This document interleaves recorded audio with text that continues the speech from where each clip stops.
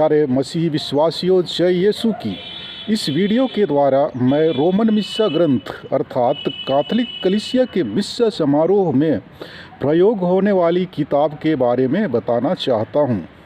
यह किताब मिस्सा बलिदान के दौरान उपयोग होने वाले प्रार्थनाओं, भजनों एवं निर्देशों का संग्रह है। यदि हम ख्रिस्तीय धर्म के इतिहास में झांक कर देखें तो हमें ज्ञात होगा कि इस ग्रंथ में कई बार परिवर्तन लाए गए हैं।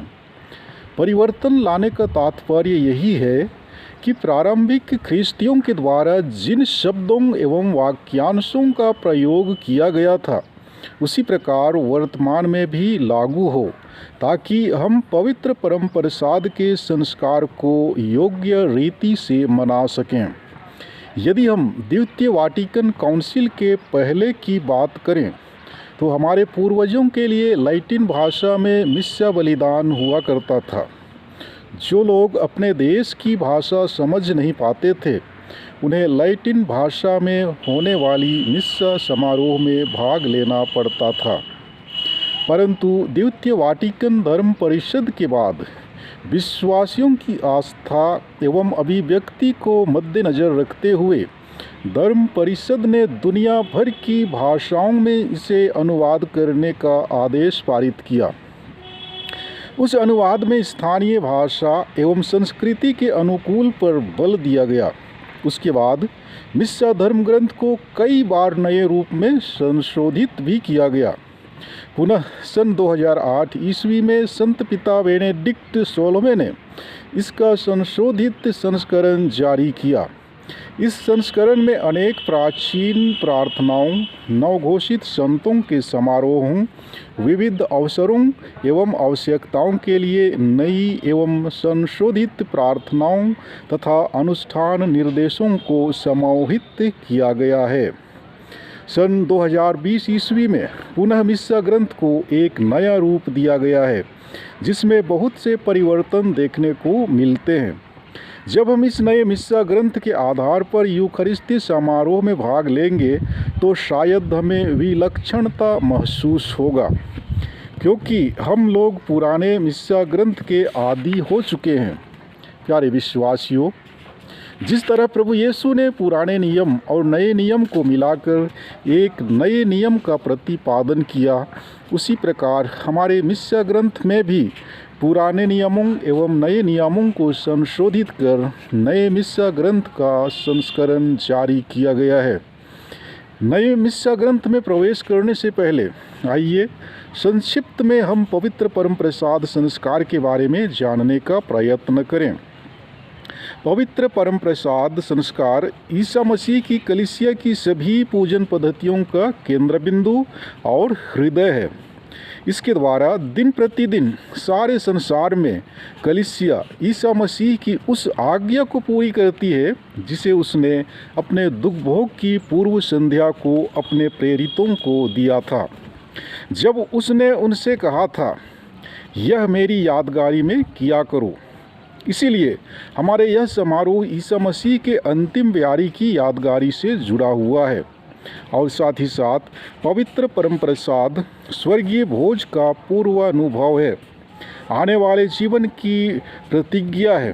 तो आइए अब हम नए मिस्सा ग्रंथ की ओर बढ़ें। नए मिस्सा ग्रंथ में कई शब्दों एवं वाक्याओं में परिवर्तन लाया गया है। नए नए शब्दों एवं वाक्याओं को जोड़ने का क्या तात्पर्य है? पुराने शब्दों एवं वाक्याओं को क्यों हटा दिया गया है? इन सब का उत्तर रोमन मिस्सा ग्रंथ परिचायिका नामक किताब में दिया गया है। उसी किताब के आधार पर मैं कुछ विशेष शब्दों एवं वाक्याओं का जो व्याख्या दिया गया है प्रस्तुत कर रहा हूँ। तो चलिए मिस्सा के प्रारंभिक विधि में प्रवेश करते हैं। प्रारंभिक विधि में पुरोहित विश्वासियों को संबोधित करते हुए कहते हैं, हमारे प्रभु यीशु ख्रिस्त की कृपा, ईश्वर का प्रेम तथा पवित्र आत्मा का साहचर्य आप सबों को प्राप्त हो, या प्रभु आप लोगों के साथ हो।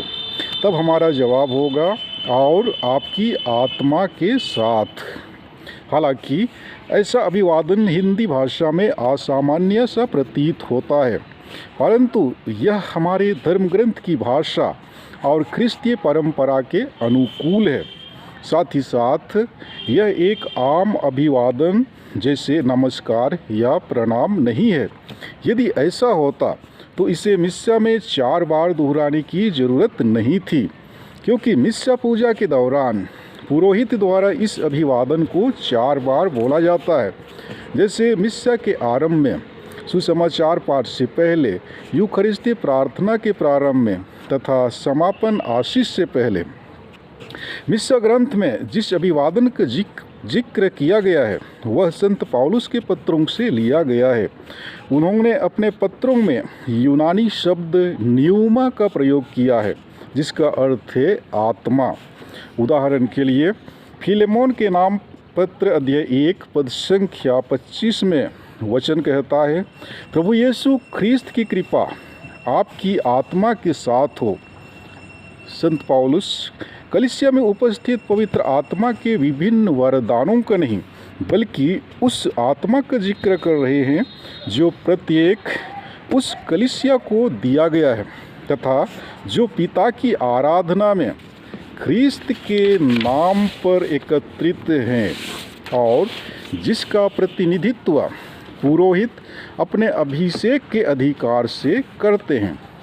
वे यह पवित्र बलिदान अपनी शक्ति और सामर्थ्य से नहीं, बल्कि ईश्वर की आत्मा के द्वारा और ख्रिस्त के नाम पर अर्पित करते हैं। अतः यह अभिवादन पुरोहित को व्यक्तिगत रूप से संबोधित होने की अपेक्षा उनकी समारोही अध्यक्षता को किया जाता है।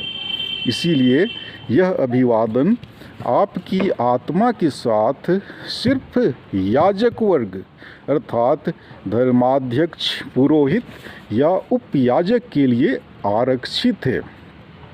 जब हम पश्चाताप की धर्म विधि में प्रवेश करते हैं तो हम इन शब्दों को पाएंगे, अपने कसूर से, अपने कसूर से, अपने भारी कसूर से। यद्यपि धर्म ग्रंथ में इसका कोई सीधा संदर्भ नहीं है, परंतु इन शब्दों को 3 बार दोहराने का अभिप्राय संत पेत्रुस की ओर संकेत करता है, जिन्होंने ख्रिस्त को 3 बार अस्वीकार किया था। मिस्सा ग्रंथ के अनुसार इन शब्दों को बोलते समय हमें 3 बार छाती पीटने का निर्देश दिया गया है। यह क्रिया नाटक के समान लगता है, परंतु यह क्रिया पाप स्वीकार के भाव को व्यक्त करता है। नबी यिर्मयाह के ग्रंथ अध्याय 31 पद संख्या 19 में यिर्मयाह कहता है, तुझसे विमुख होने पर मैंने पश्चाताप किया, समझ आ जाने पर मैंने अपनी छाती पीटी। यिर्मयाह के इन्हीं वचनों को आधार मानकर पश्चाताप की विधि में 3 बार छाती पीटने का निर्देश दिया गया है।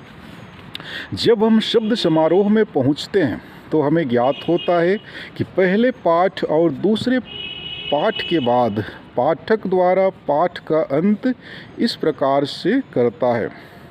जी हाँ, पहले पाठक कहता था यह प्रभु की वाणी है, लेकिन नए मिस्सा ग्रंथ के अनुसार प्रभु की वाणी। इसके जवाब में परिवर्तन नहीं है, लेकिन सुसमाचार पाठ से पहले और अंत में परिवर्तन देखने को मिलते हैं। जब पुरोहित कहते हैं संत मार्कुस के अनुसार पवित्र सुसमाचार, तो विश्वासियों का जवाब होगा, हे प्रभु तेरी स्तुति हो। और सुसमाचार पाठ के अंत में पुरोहित कहते हैं प्रभु का सुसमाचार, तो विश्वासियों का जवाब है, हे ख्रिस्त तेरी स्तुति हो।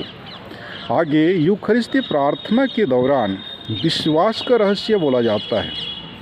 पहले पुरोहित कहा करते थे यह है हमारे विश्वास का रहस्य, लेकिन अब पुरोहित कहेंगे विश्वास का रहस्य। इस परिवर्तन के पीछे यह तर्क है कि मिस्सा के दौरान हम अपने विश्वास के रहस्य की उद्घोषणा नहीं, बल्कि अभ्युद घोषणा अर्थात उसका उत्साहपूर्ण समर्थन करते हैं। साथ ही साथ ख्रिस्त प्रभु मर गए, ख्रिस्त प्रभु जी उठे, ख्रिस्त महिमा के साथ फिर आएंगे। यह लेखांश लैटिन मिस्सा ग्रंथ में कभी था ही नहीं। इसलिए अब इसे हटा दिया गया है।